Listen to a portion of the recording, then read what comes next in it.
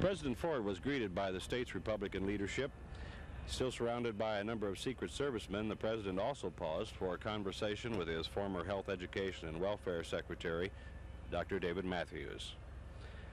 In comments at an airport news conference, the former president said the nation was being shortchanged on 2 counts by the Carter administration, on the neutron bomb and the farmers' plight. I believe that the proposed delay and possible cancellation of the neutron bomb by President Carter is a very, very unwise and potentially disastrous decision. At the present time, the United States and its NATO allies do have, with the Lance missile, nuclear weapons for the defense of Western Europe against the Soviet Union and the Warsaw Pact nations. The so-called neutron bomb is simply a better weapon for the defense of Western Europe. It's not the introduction of a new kind of weapon, because we already have nuclear weapons for such purposes. And if the United States should capitulate to the threats of the Soviet Union and delay for a long, long period of time or cancel the development of that weapon system, I think it will seriously erode our position militarily and otherwise in Western Europe. The farmers of this country in the last year and a half have gotten shortchanged. Prices have fallen, their costs have gone up, and the farmers today are weakened economically. And I understand and I feel deeply about their difficulties. The Farm Bill proposed, in my opinion, is not the answer to their problems. The answer to their problems is a much more aggressive Department of Agriculture selling, promoting the sale of U.S. agricultural commodities on a worldwide basis. The present administration has not pushed hard enough the commodities grown by American farmers on world markets. And the net result is we've had a drop in prices here in the United States, and farmers have been put in a very difficult economic situation. I can't give you all the details on the Farm Bill. Mr. Carter has a serious dilemma. But if he'd pushed sales abroad adequately, I don't think we'd be in this predicament at the present time. Former President Ford said that he was finding growing apprehension in the South over President Carter's performance in Washington. Apprehension that Ford said was growing as Southerners watched their native son. I believe there's a growing apprehension in the South as well as elsewhere as to the policies and programs of the Carter administration. As I said, I think the Carter administration's economic program, particularly its efforts to fight inflation, is in shambles. And certainly they have made no headway, no progress in solving our energy program. So the people in the South have the same concerns, as I see it, as the people elsewhere in the United States. Clark Edwards, WSFA TV News, Birmingham.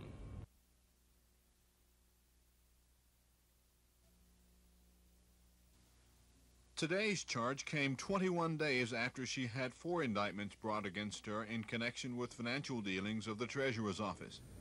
Today's indictment was the 5th charge brought against the state treasurer by this grand jury, and Mrs. Allen is accused of failing to list the exact number of banks she had loans with and for failing to give true amounts of the loans. The indictment says the state treasurer had loans at 36 banks in the amount of $1,229,000. after allegedly swearing to owing a lesser amount in her ethics statement. In its report to Judge Randall Thomas, the grand jury recommended that new laws be drawn to compel the state treasurer to deposit state funds on a fair and impartial basis. They also said that some formula should be devised by the state legislature to regulate such a system. The panel also called for subpoena powers for the State Ethics Commission. The jurors charged that the superintendent of banks refused to do his job when he was asked for help by the panel in investigating the Allen case. They then cited a law that requires him to do so. Courthouse observers say perhaps one of the most significant things in the recommendations by the grand jury was that the State Ethics Commission be given subpoena power. Right now, the Ethics Commission does not have the power or authority to command anybody to give testimony to the body. How long it will be before the subpoena power is given to the Ethics Commission depends on whether or not a state legislator will offer that as a bill before the state legislature. This is Norman Lumpkin, WSFA TV News in the Montgomery County Grand Jury Room.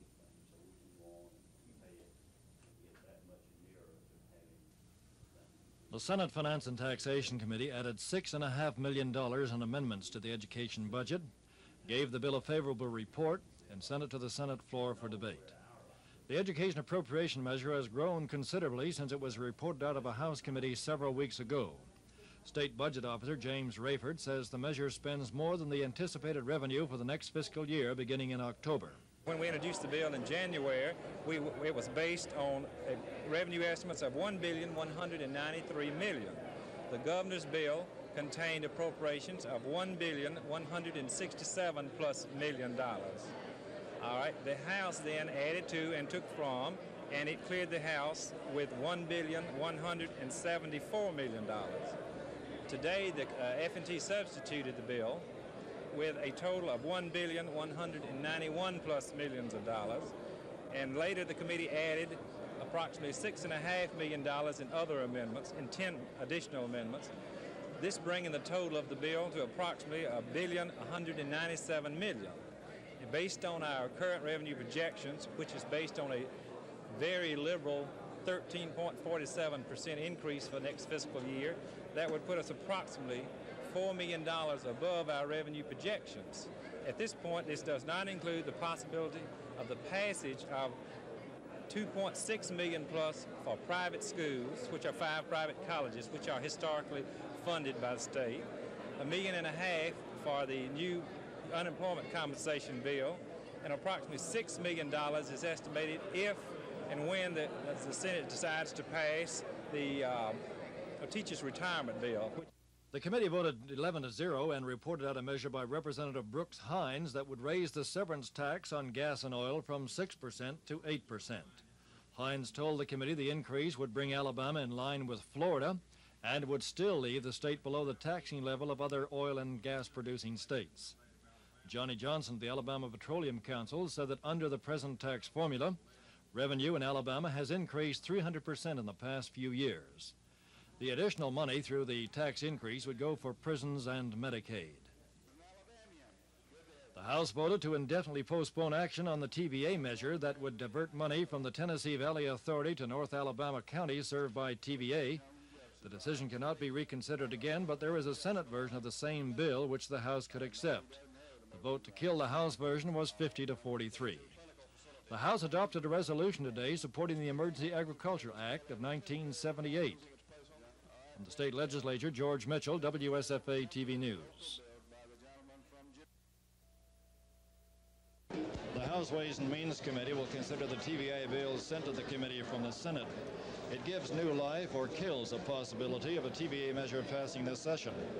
The House moved its own version out of the way yesterday when it killed the bill, and at the same time, the lid bill property tax legislation appears doomed.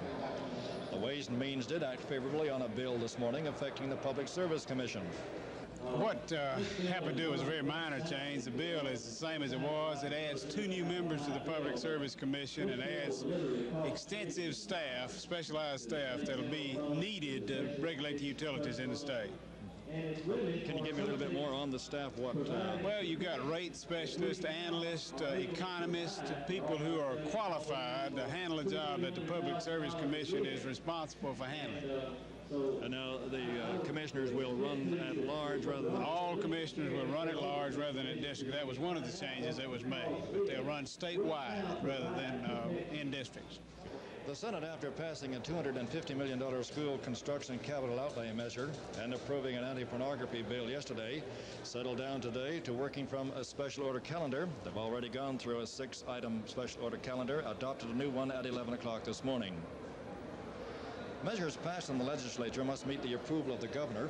While the legislature is in session, he has 1 week to sign a bill, let it become law without his approval, or veto a measure and return it to the legislature. Constitutional amendments are not affected. The legislature meets tomorrow, then takes a 10-day break and returns Monday, April the 24th, with the final day of the session. A pattern should be set by then as whether the governor wants them back because they fail to act on what he considered urgent and significant measures or legislation affecting the state.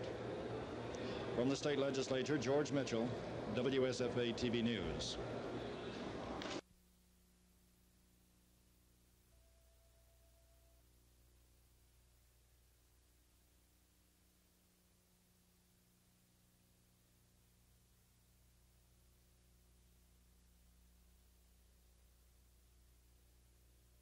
Mr. McMillan, first of all, how many Alabama taxpayers have filed their 1977 returns as of this point in time?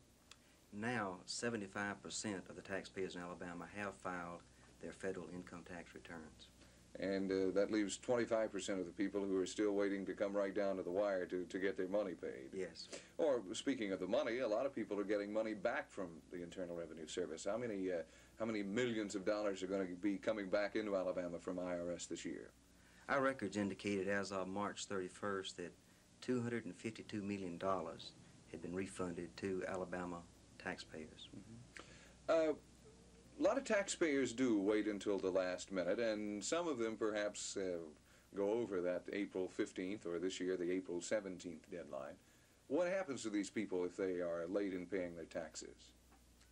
We have an application for an extension of time to file that taxpayers may avail themselves of by submitting it with a postmark of no later than April 17th this year. If a person gets down to the wire and they see that they cannot possibly pull their records together and file a proper return, they can estimate the amount of tax they owe and file this application for extension with us by the 17th. What length of time are we talking about on this extension now?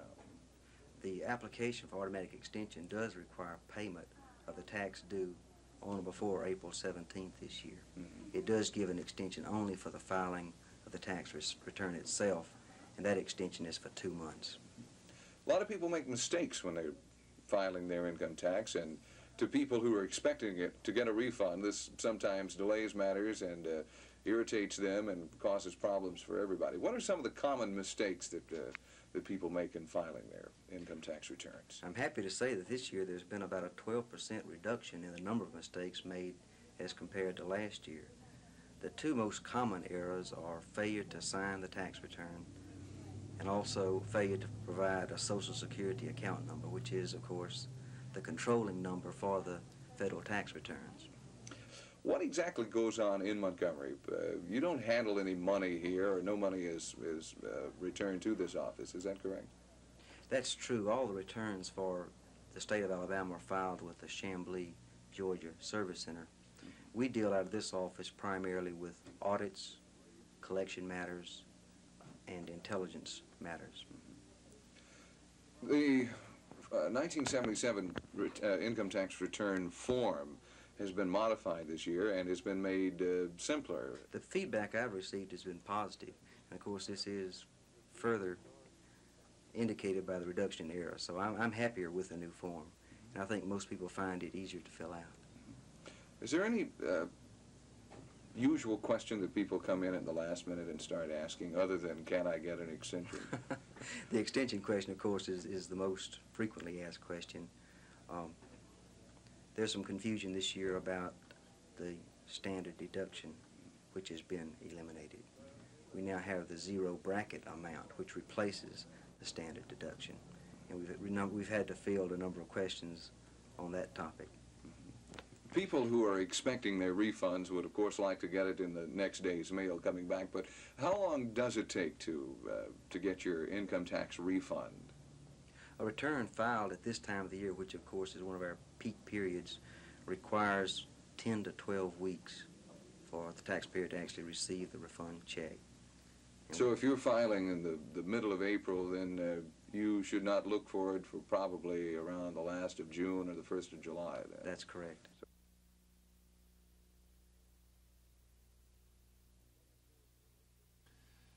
If Governor George Wallace sticks to his promise, the Alabama legislature will be back in at least one special session.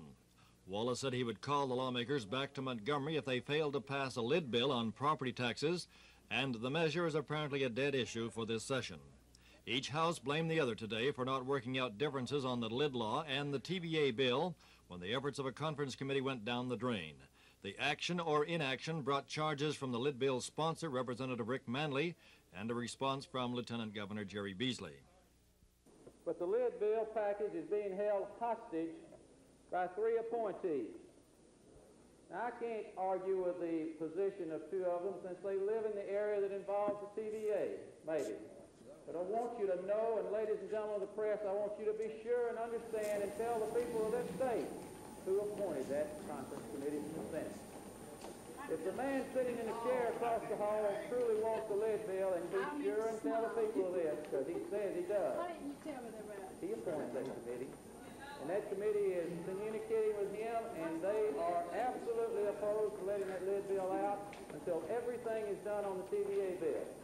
At the outset of the session today, I requested that the Senate and the House get together and resolve their differences, and this would include the conference committee. And I would hope that they could do this. We very badly need to pass the lid law in this session.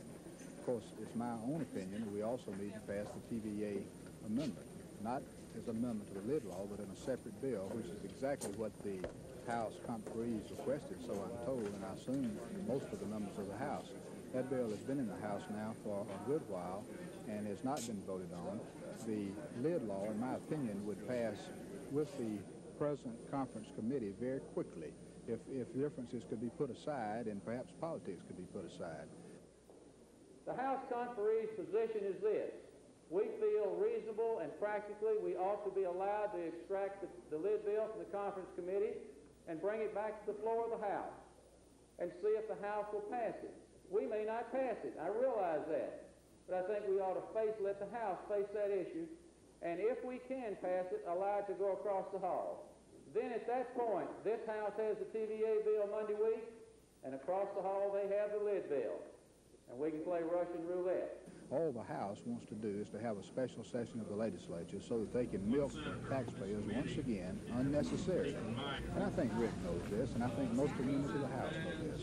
But if they do it, they ought to come down here and work for nothing, because they have done very little during this session to try to get the work done that should have been done weeks ago. Do you refute the charge that he makes that the lid bill could pass this session if there was a change made in the conference committee, especially on the Senate side? Well, this would take a vote of both the House and the Senate, and I think Rick knows this. He knows the rules perhaps better than I. This conference committee is not going back across the hall and look for anybody to confer with. If they want to confer, they know where I sit and Joe sits and Phil sits. The only way to pass the lid law is to try to put aside politics and petty differences and pass the bill. There are other serious issues facing the legislature and a cause for a special session. The Senate carried over till Monday, the last day of the session, the special education trust budget and appropriation measures of more than $2.5 million to 5 independent institutions of higher learning. The House refused to concur on the general fund budget of $236 million passed yesterday by the Senate. That means another conference committee. The lower chamber did pass the sheriff's salary increase bill, setting the minimum salary at $20,000 a year. Representative Bishop Barron amended the Senate-passed bill to put the increases in the hands of each county commission. It also passed a measure setting the Commissioner of Agriculture and Industry's salary at $35,000 annually. The lawmakers returned to Montgomery for the final legislative day Monday, April 24th, with the hopes of settling many major issues on that day. From the state legislature, George Mitchell, WSFA TV News. It deals with 3 areas. One is dealing with the parents that knowingly let their child be used in child pornography. The other part is the production of it. It deals with that part of it. And also it deals with dissemination or display. And all 3 of these areas carries a felony penalty. Now, it can run from 1 to 20 years or to life, really, especially with the production of it. Now, the fines run as high as $20,000 on each account. Where did you find most of your support coming from? George, all across this state, anybody that has children certainly is interested in this. To me, this is the lowest form of child abuse. Anybody that abuse children in production of sexual acts and so forth and things of this nature that is just not good for our children, and really it's just been from parents across the state.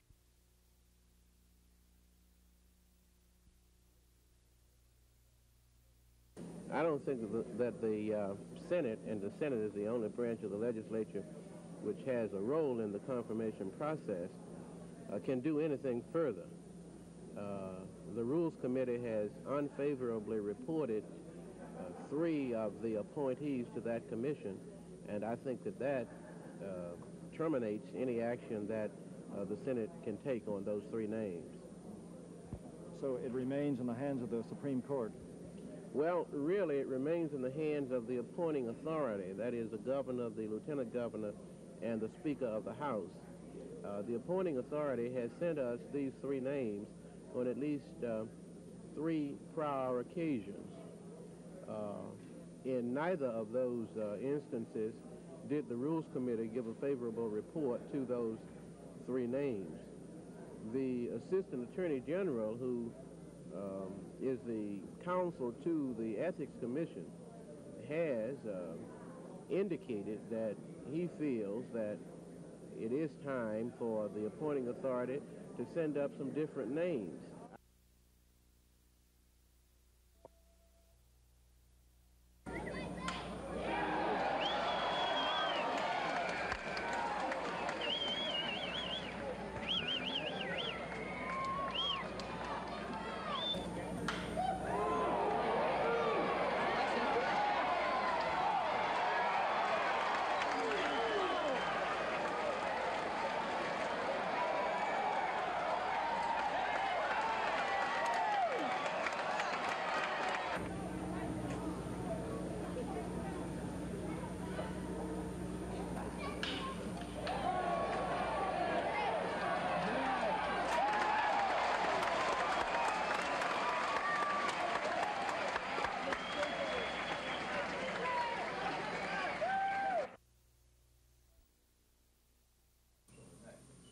In its official report today, the Ethics Commission probe cleared Senator McMillan of any wrongdoing.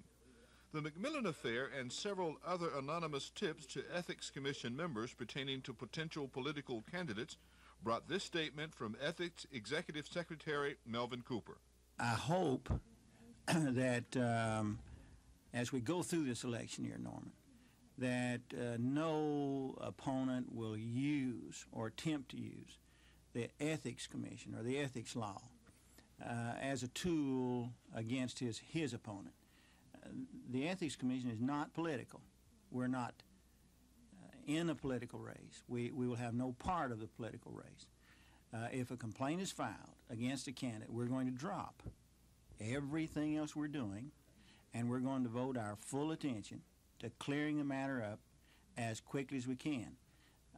I tell you this because I think that it's crucial that if a false complaint is made against a candidate, that we clear him just as rapidly as the media reports the allegations. Do you see? And I've been instructed today to do that by the commission, as you know. Cooper told commissioners that 90% of the state's judges have already filed disclosure forms, but that only 10% of the state Senate and 25% of the Alabama House has filed ethics forms. Cooper said the next ethics meeting will be the time for a report on those who failed to file their statements by the deadline. This is Norman Lumpkin, WSFA TV News reporting.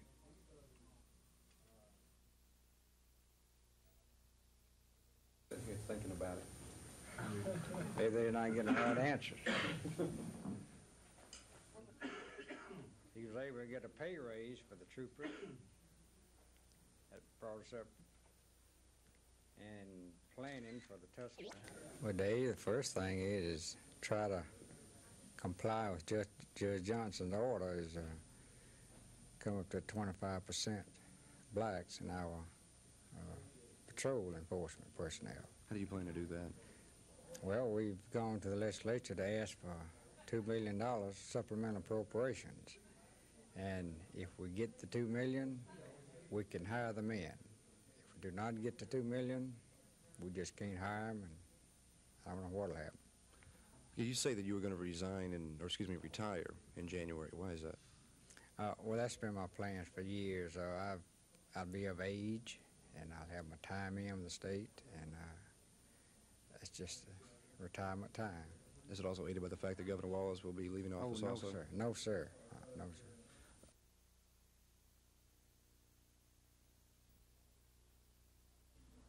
Today's action followed assurances from Alabama Power officials that the utility's coal supply had built up past the 48-day level. During the strike, that level had hovered precariously close to the 40-day level, at which time Phase 2 of the plan would have been implemented. Phase 1 involved a voluntary 20% energy cutback. Today, Alabama Power spokesman Bryant Allen said that although the curtailment plan only produced about a 15% cutback, it could still be termed a success. I think that the voluntary efforts kept us from going into Phase 2 of the emergency plan.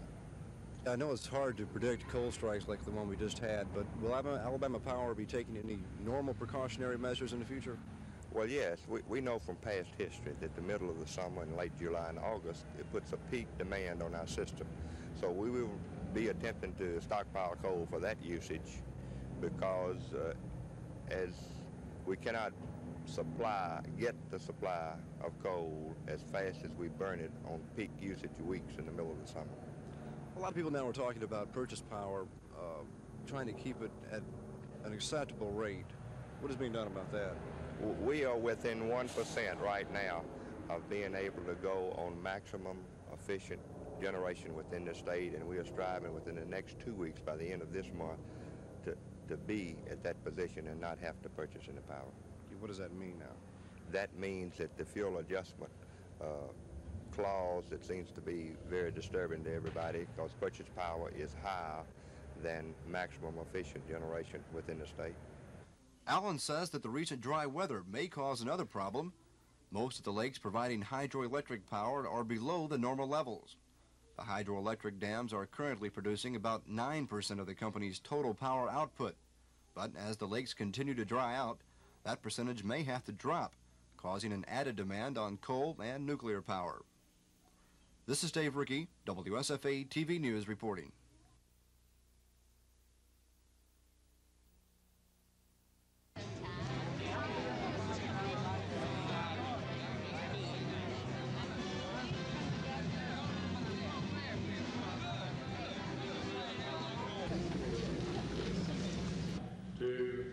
To give them a better opportunity in life, to make life more meaningful, more. Really, fairly attribute that should be paid to the hospital in England. I had gotten to... is an outstanding public servant, a skilled legislator, friends to honor a man. But it's a great privilege for me to take part in this program this evening.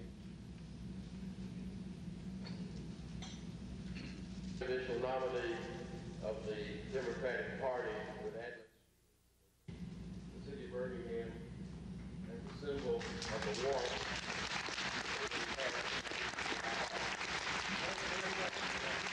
And Mr. Department, we'd like you to have this minute.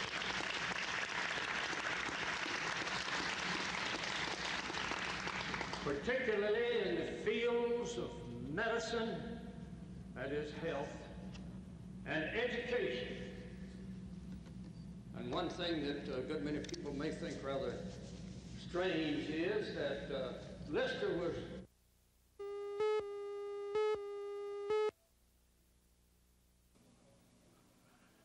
Two Montgomery teenagers were found early this morning shot in the parking lot of a roller skating rink on the city's east side. Both had been shot 4 times at close range with a .45 caliber pistol. John D. Thomas, 16, and Jeffrey Smith, 14 were working at Skatehaven as a cleanup crew. They had gone to work about midnight, and the father of Jeffrey Smith had gone to pick the youths up about 2:30 when the murder was discovered. Both youths were shot at the entranceway to the rink. Their bodies were then dragged to a front wall of the building, with police theorizing the youths' bodies were moved so they couldn't be seen from the Atlanta highway. The two young men had followed their normal routine, locking themselves in the rink while they worked. Police say when they got there, they found the front door had been unlocked and the trash had been taken out. Trash removal was the boys' last job before finishing for the night. The inside of the skating rink had been ransacked to a degree, but some think the mess inside was an attempt to make the murders appear to have been a robbery attempt. The Thompson youth's car was found abandoned in East Montgomery in a location that's known as Marshall's Field. A flashlight was found at the scene, discarded in a plowed field next to the skating rink.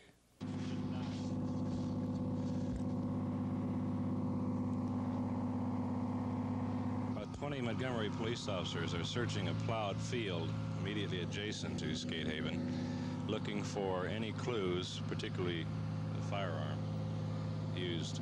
While the detectives are going through the field, Montgomery detective and homicide Don Terry searching the top of the building, hopes of locating the weapon or other clues that may have been thrown in an attempt to conceal any evidence at the murder scene. Truck Company 5 Snorkel lifting the detectives above the roof.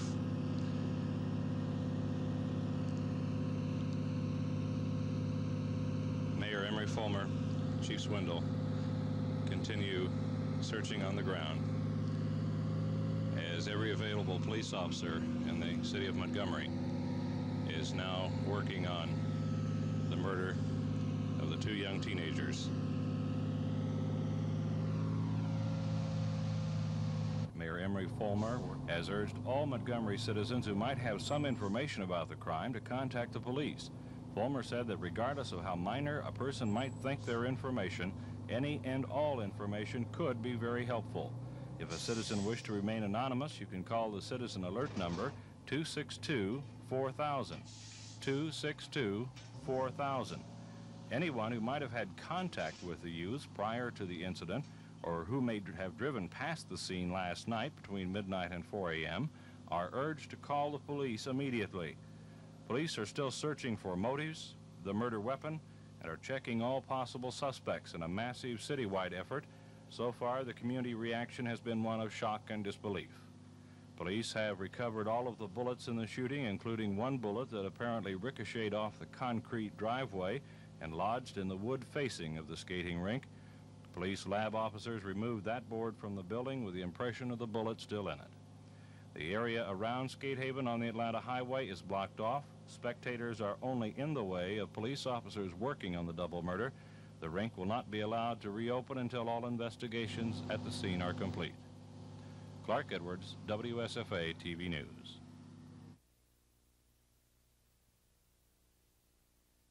As a cleanup crew. We got a call this morning about around 4 o'clock that we had two white juveniles shot to death at this location. The bodies were found back in the direction of the front door here. Apparently after they had completed their duties of cleaning the place up, they were both employed here. For all indications, they were ready to leave the premises. A car was taken from the scene. It was found abandoned later on in a section south of here. At this time, the State Department of Toxicology are performing autopsies on both victims to determine caliber weapon. They had been both shot several times with a large caliber weapon.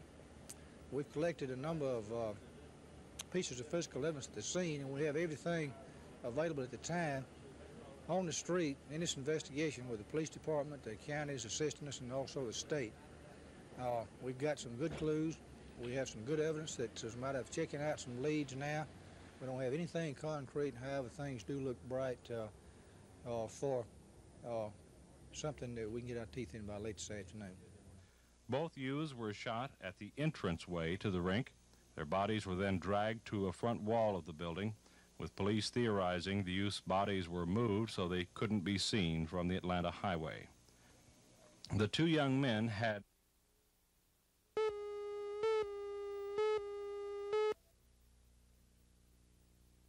In the Montgomery City Jail and charged with 2 counts of murder is 18-year-old Jerome Vincent Berard. He's a former employee of the skating rink. Flanked by police officials, Montgomery Mayor Emery Farmer gave details of the arrest and what led to Berard's being charged with the killings. 5 p.m. this afternoon, Montgomery police officers arrested Jerome Vincent Berard, age 18, 39, 19 Fairfield Drive of Montgomery, Alabama, a former employee of the Skate Haven roller rink, for 2 counts of murder, for the murder of John Darrell Thompson and Jeffrey Smith. Do you have a motive for the killings? Not at this time. We think we have a good case. I want to congratulate all our police department for the long hours they put in getting to this case, to this posture. Certainly General Gillum, Chief Swindle, Chief Burt, all the officers, all the way down the line to the patrol units and everybody. And I want to thank the citizens for their help on the citizens secret number. Okay, now what contributed to this arrest? What main piece of evidence or information contributed to this arrest? Well, we had a tip through our secret witness number that Captain Lynch, the detective division, followed through with unusual tenacity and skill and brought it through to conclusion. Did you find a weapon? Yes, we have a weapon in our possession, an Army 45 automatic that was a possession of the father. What has Mr. Berard been charged with? Murder. Police say Berard once worked here and was fired several months ago and allegedly had a grudge against the man who dismissed him. But those officials would not elaborate on whether or not that was the motive for the slayings. Police further say a .45 caliber Army pistol found at the Berard home has been identified as the weapon used to kill John Thompson and Jeffrey Smith. Officials say Berard's father owned the pistol and that Jerome Berard, the arrested man, had taken the pistol from the house and later is alleged to have brought it back, cleaned it, and returned it to its proper place in his father's home. Officials discovered that Berard knew one of his alleged victims. He was a friend of the Smith lad and had been friends for several years and had been in the Smith home. Mr. and Miss Smith this afternoon, as I visited them, told me that Jerome Berard had been in their home many times. Burial services were held today for 16-year-old John Darrell Thompson. Young Thompson was finishing up his first day on the job at the skating rink when he was killed. About 100 yards away, similar services were held for 14-year-old Jeffrey Smith. Both Thompson and Smith were victims of what police have called a brutal, senseless execution. The slayings launched the largest manhunt in the history of this city of 200,000 people. The arrest was made 36 hours after the 2 young men were murdered, but one question still remains, the question that appeared when the bodies were discovered. Why? Why were they killed? Still, nobody seems to know. This is Norman Lumpkin, WSFA TV News at Montgomery Police Headquarters.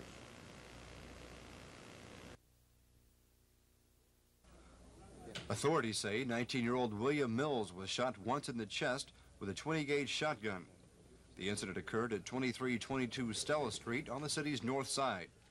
Arrested and charged with the fatal shooting is Ellis Osborne, the victim's stepfather.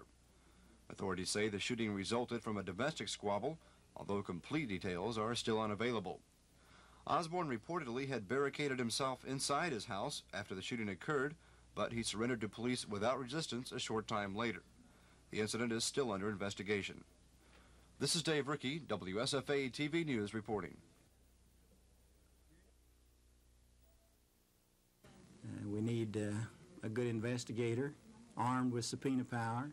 Which you lost that chance in the House and Senate yesterday. Yes, I think we did.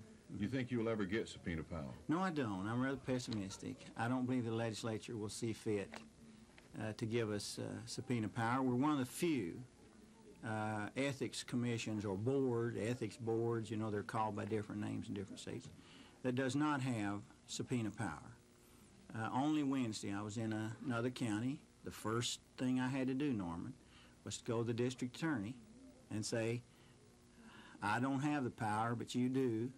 Can you help me out? And at that point, I was at his mercy.